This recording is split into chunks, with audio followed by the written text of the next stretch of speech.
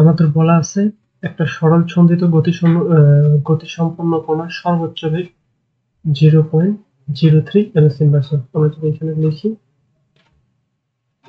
V দেওয়া আছে 0.03 ms/s। কণাটির বিস্তার 0.0006 মিটার। সর্বোচ্চ বেগ, তাহলে আমি এখানে ভিএক্স লিখি।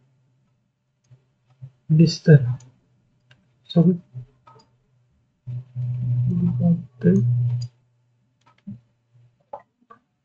এ ইকুয়াল দেওয়া আছে 0.006 মিটার হলে তার পর্যায়কাল কত হবে? T equal. আচ্ছা, আমরা জানি কি ভিম্যাক্স ইকুয়াল কি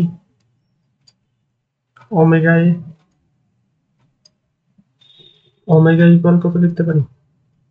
12 ডিভাইডেড বাই টি ইন্টু এ। এটা ভিম্যাক্স।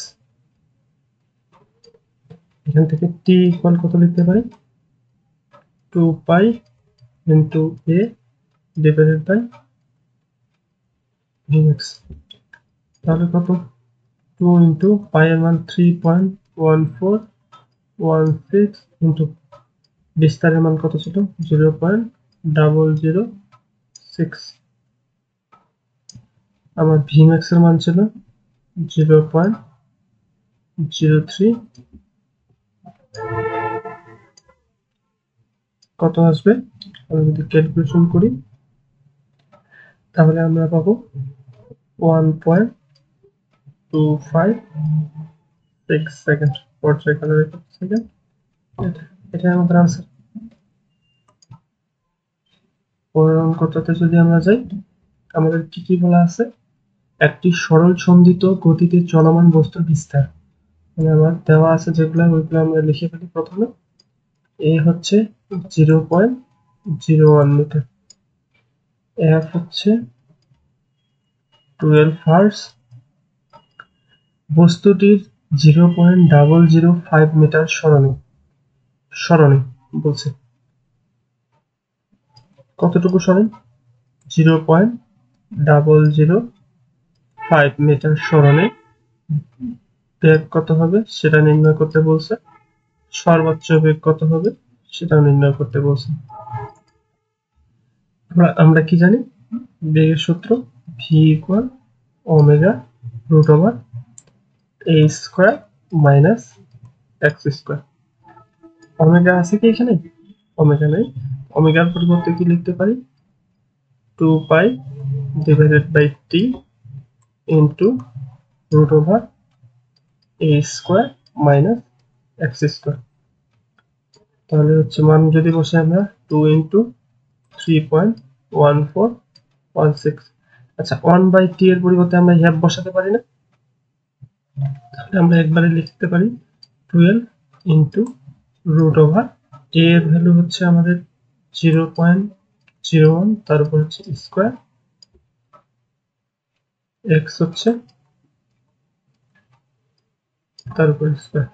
এটা যদি আমরা ক্যালকুলেশন করি তাহলে আমরা পাবো 0.653 ms ইনভার্স 1। আমাদের আর নির্ণয় করতে বলছে সর্বোচ্চ বেগ ভিম্যাক্স। আমরা জানি ভিম্যাক্স ইকুয়াল কত? Omega a. ওমেগার পরিবর্তে লিখতে পারি 12 pi divided by T into হচ্ছে এ। এটাকে 1/t এর পরিবর্তে আমরা একবারে যদি লিখি 12 পাই এর ইন্টু ও। মান যদি বসে আমরা 2 ইন্টু 3.1416 ইন্টু এফ এর ভ্যালু ছিল আমাদের 12 আর এ এর ভ্যালু ছিল 0.01।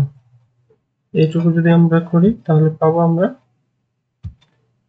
মান পাবো হিসাব করে ক্যালকুলেটরে 0.7536 ms।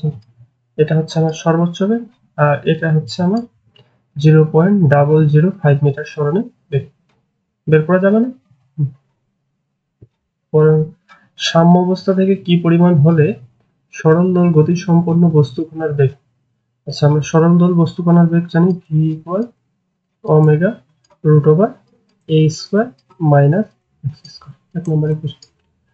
সর্বোচ্চ বেগের অর্ধেক হবে v max equal omega a. 2 number শর্ত মতে আমরা কি লিখতে পারি?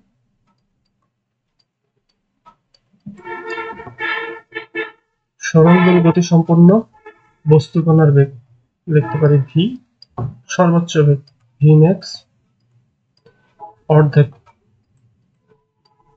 এটা লিখতে পারি না? এখন আমরা 1 এবং 2 নম্বর সমীকরণের যে মানগুলো আছে সেগুলো বসিয়ে পাই।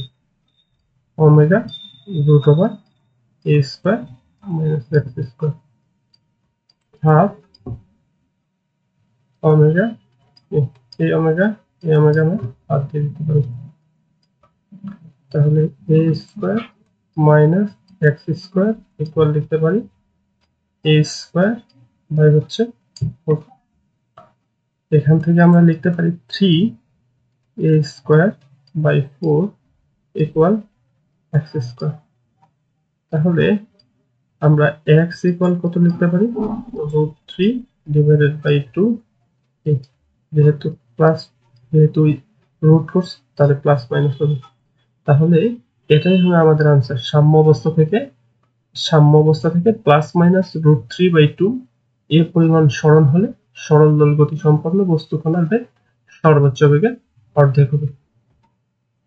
এ পর্যন্তই আজকে।